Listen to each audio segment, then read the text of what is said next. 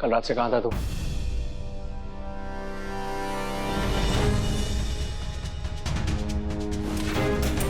चलो, तुम्हारी बीवी ने तुम्हारी जमानत करा दी। स्वीटू मिल गई है और अब यहाँ से निकलना होगा। अरे अनामिका जी, एक सेकंड। कहाँ है स्वीटू? स्वीटू बिल्कुल ठीक है अविनाश जी। आप कल से घर नहीं गए हैं, प्लीज अपने घर जाइए। बस एक एहसान कर दीजिए, होटल वाली और पुलिस स्टेशन वाली बात प्लीज किसी से मत कहिएगा। पहले ही सिंगल मदर होने के बहुत ताने सुनने पड़ते हैं। अगर ये बात लोगों को पता चलेगी तो मेरा जीना दूभर हो जाएगा। प्रॉमिस करता हूँ मैं किसी से कुछ नहीं कहूँगा। अविनाश जी, आप तो सुरेंद्र राठौड़ के साथ मीटिंग में थे ना? फिर ये कैसे हुआ कि वही सुरेंद्र राठौड़ उसी वक्त प्रेस कॉन्फ्रेंस में भी मौजूद थे?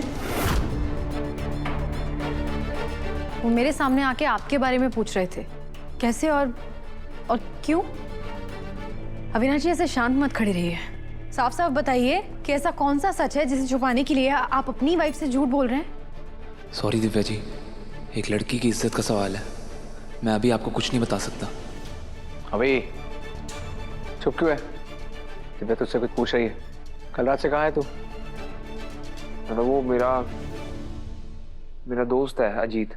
वो कल ही अब्रॉड से अपनी स्टडीज खत्म करके वापस आया, तो उसी की वेलकम पार्टी रखी थी हम सब दोस्तों ने मिल करके दादा। और आमतौर पे ऐसी वेलकम पार्टीज में ड्रिंक्स वगैरह सब कुछ होता है, इसलिए नहीं बताया कि आपको या फिर स्पेशली दिव्या जी को ये ना लगे कि मैंने फिर से पीनी शुरू कर दी है। मैं नहीं पीता दादा, मैं नहीं पीता। और गलती मुझसे ये हो गई कि दोस्तों के साथ टाइम कब बीता मुझे पता ही नहीं चला।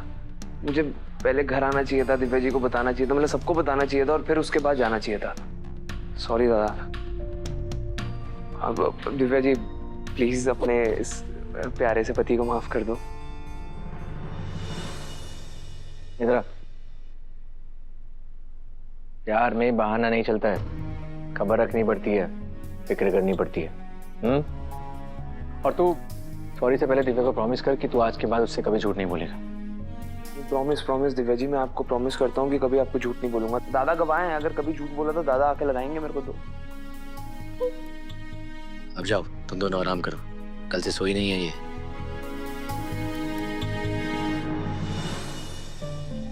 पता नहीं स्वीटू कैसी होगी। आखिर होटल से चली कहाँ गई थी वो? कल सब पूछना है उससे।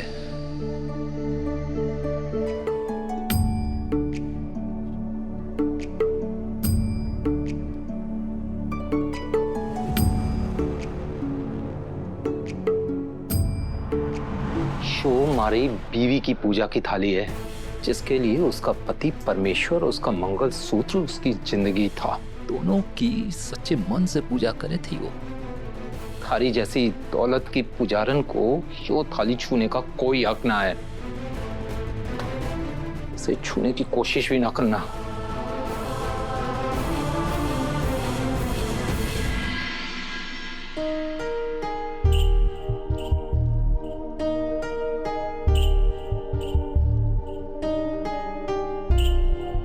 अब उषा के लिए मैं इतनी अछूत हो गई कि तेरा दिल चल कर मरेगी तू। मर भी जावे ना तो मैं थारी मरी हुई शक्ल भी ना देखूंगा। 1 महीना और देते हैं तुम्हें, और देखते हैं कि क्या हमारा स्वाभिमानी बेटा देव तुम्हारे पास लौट कर आता है या नहीं। बस अब बहुत हो गया और ना सहन कर पा रही मैं, नहीं सहन हो रहा हमारे से।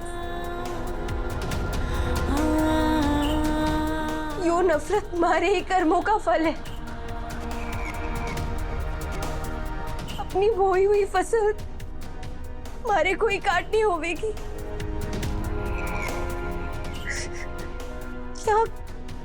क्या किसी को हमारी अब कोई जरूरत ना है। इसका मतलब विदाई लेने की बेला आ गई।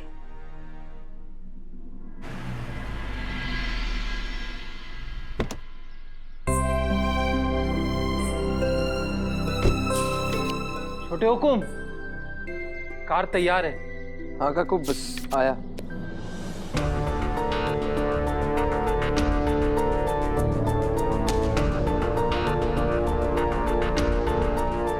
आइए।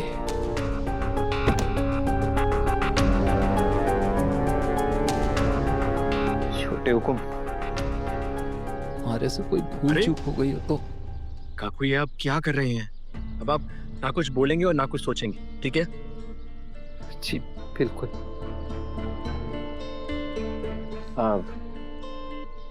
वसु की तबीयत कैसी है?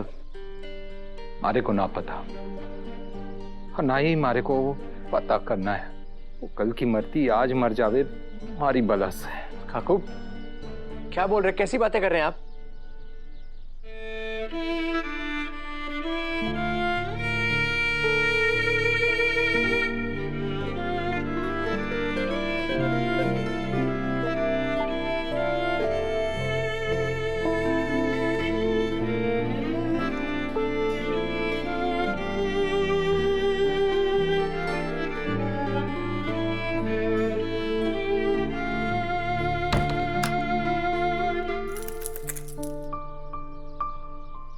हनुमान भाई जी घर पे हैं क्या?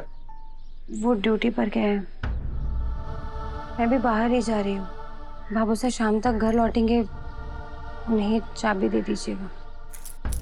और तुम तो अभी बीमार हो, अभी तुम्हारा बुखार पूरी तरह से उतरा भी ना है, फिर ऐसे उठ के कहाँ जा रही हो? हरे को भी नहीं पता, बस कहीं दूर जाना है, यहाँ से बहुत दूर। वसु आपकी बेटी है, और अपनी बेटी के मरने के बारे में आप ऐसी बातें करेंगे? छोटे हुकुम, उसने आपकी प्रॉपर्टी में से हिस्सा मांगकर हमारी परवरिश को गाली दी है। उसे आप भले ही माफ कर दे रहे हैं, पर मैं उसे जिंदगी भर माफ ना करूंगा। छोटे हुकुम, हनुमान भाई जी, वसु चली गई। चली गई मतलब? कुछ बहकी बहकी बातें कर रही थी कि सबसे दूर जाना है, कि बोली चाबी दे देना।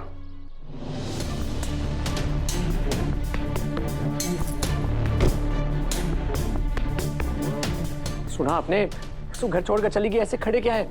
चाहिए ढूंढिए उसे। गई होएगी दुनिया की सैर पर।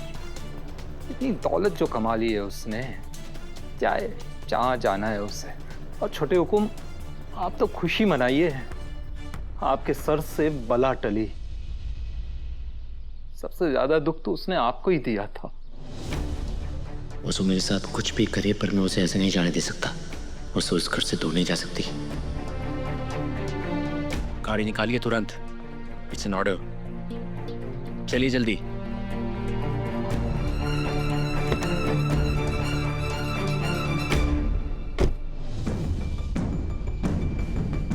आई लव यू वसुधा सोलंकी।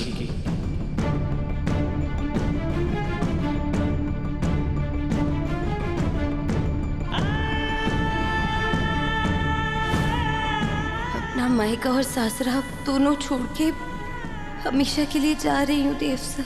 आपसे दूर जाकर शायद जिंदा भी ना रह पाऊँ, पर हमारे मरने की खबर आप तक ना पहुँचे, इतनी दूर जा रही हूँ, क्योंकि अब और नफरत बर्दाश्त ना हो रही हमारे से।